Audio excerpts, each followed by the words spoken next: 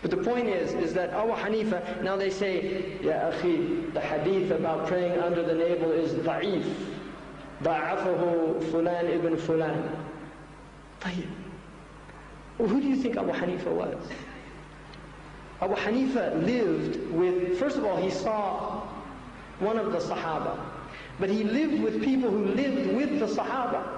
He lived with people who prayed with Ibn Mas'ud. He lived with people who prayed with Sayyidina Ali. You don't think they didn't know where to put their hands? I mean, I've been here a few days in Liverpool, and you can ask the people that have been spending time with me, does Hamza move his finger or not? Where does Hamza put his hands? And they'll tell you, because they've been with me a few days. You don't think the Imam didn't, and he wasn't concerned about that? I mean, seriously, use your brains. Now somebody comes 1400 years later and he's going to make the corrections about people who were living with tabi'een, who lived with the Sahaba, and not just tabi'een like the onion seller on the street corner, tabi'een who were ulama mujtahidun. I mean, they're not simple people that just, no. Imam Malik, he took from the most learned people of his age, Nafi', the freed slave of Ibn Umar, who by the consensus of the ulama followed the sunnah more strictly than anybody. He used to follow the sunnah so strictly that if he heard the Prophet walk down a certain street in Medina, he used to go to walk down that street. And somebody's going to say, Ya akhi, you can't cut your beard, you have to have a beard down to here. And Ibn Umar cut his beard to here. I mean, seriously, and Ibn Umar knew, Malik knew where Ibn Umar put his hands. Malik knew whether or not you could move your hand in the prayer, or whether it was still. And the same with Imam Shafi'i, and Ahmad ibn Hanbal, and Abu Hanifa. And I say, and the scholars that I have heard from say, that we trust the mistakes of those Imams better than the corrections of these people nowadays. I feel safer with Malik's mistakes than so-and-so's corrections today. Really.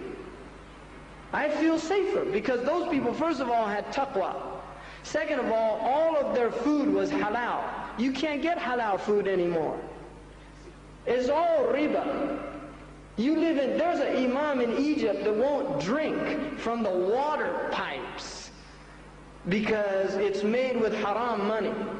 He drinks from a well. And when people bring him a glass of water, he says, is it from the well or from the water pipes that the government put down? If they say it's from the water pipes, he said, no thank you. Where's that type of water?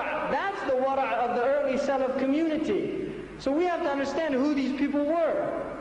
And we follow them. These are the Imams, and they're rightly guided. And their deen has been transmitted unbroken until this day. Now somebody comes along now in the 20th century Jahiliyyah and wants to tell me, no, we have to reform Islam. Islam doesn't need reformation. We're not Christians. They had their reformation because the first thing was wrong. And they based the reformation on the first thing, so the reformation was wrong. The first thing was right, so we don't need reform, we need tajdeed, renewal. And there's a difference between reform and renewal. And this is what we need. So we should understand this. So once you learn all these sciences, then you have to know usul, istinbat. Because the Quran talks, الَّذِينَ يَسْتَنْبِطُونَهُ مِنْهُ. The istinbat, the usul, is how they derive. Now Malik and Abu Hanifa and Shafi'i and Ahmad differ on their usul. And their usul is all rightly guided. And this is what we call mujtahid mutlaq.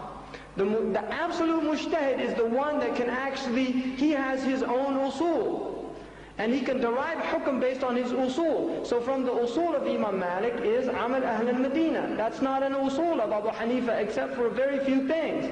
From the usul of Imam al-Shafi'i radiallahu anhu is the preference of khabar ahad over action. So we have to understand usul. And